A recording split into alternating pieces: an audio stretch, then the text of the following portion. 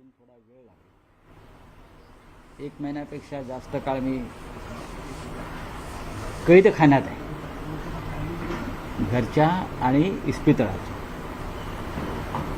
माननीय उद्धव ठाकरे यांचं माझ्यावर बारीक लक्ष आहे की कुठे बाहेर पडतो का काय।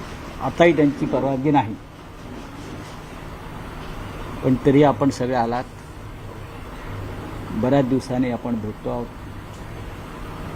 थोडं तब्येतीमध्ये सुधारणा होते आहे, यापुढे ते अजून होईल। उपचार फार कठोर असतात, आजारापेक्षा उपचार भयंकर असतात, पण ते चालू आहेत आणि मला पूर्ण खात्री आहे, मी जे म्हणालोय की डिसेंबर नंतर मी पूर्ण बरा होऊन येईल। बोला, आपल्याला काय? डॉक्टर काय म्हणाले? डॉक्टरांना पूर्ण विश्वास आहे। डॉक्टरांची जी टीम आहे, आमची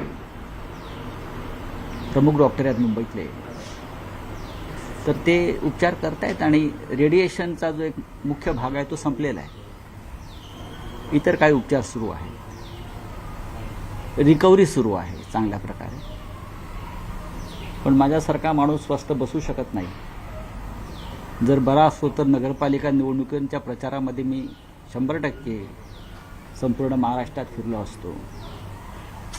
नगरपालिका निवडणुका उद्या आहेत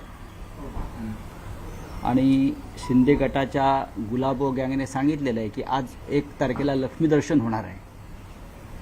ते आता कुठे कुठे लक्ष्मीदर्शन झालेलं आहे याची माहिती निवडणूक आयोगाने घेतली पाहिजे। राज्याचा निवडणूक आयोग आहे, त्यांनी कुठे कुठे लक्ष्मीदर्शन झालं आहे, कारण राज्याच्या मंत्र्याने जाहीर केलं होतं की लक्ष्मीदर्शन 1 तारखेला सकाळी होणार। त्याच्यामुळे लोक सकाळपासून जागेच आहे। मला जी माहिती मिळाली, सकाळपासून जागे आहेत आणि काही ठिकाणी 10,000 15,000 मतामागे असं लक्ष्मीदर्शन सुरू आहे। सांगोल्यात सुद्धा झाडी टाकल्या जात आहेत। ही नगरपालिका निवडणूक आणि नगरपंचायत निवडणूक ज्या पद्धतीनं सुरू आहे महाराष्ट्रामध्ये, आतापर्यंत नगरपालिका आणि नगरपंचायत निवडणुकीमध्ये पैशाचा इतका प्रचंड खेळ कधी झाला नव्हता।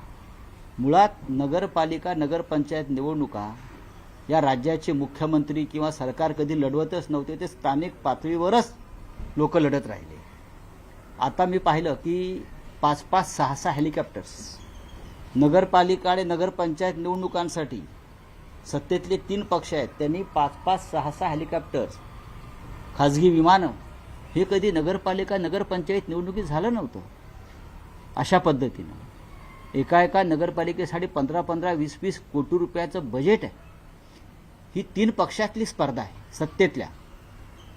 आतापर्यंत आम्ही निवडणुका लढलो, पण आम्ही ह्या निवडणुका आमच्या स्थानिक कार्यकर्त्यांवर सोडल्या, आताही तशाच सोडलेल्या आहेत। तुम्ही पाहिलं असेल की शिवसेनेकडून लोक म्हणतात विरोधक निस्तेज आहेत या निवडणुकीत। नाही, विरोधक निवडणुकीमध्ये आहेत, पण अशा पद्धतीने निवडणुका आम्ही कधी लढल्या नाही।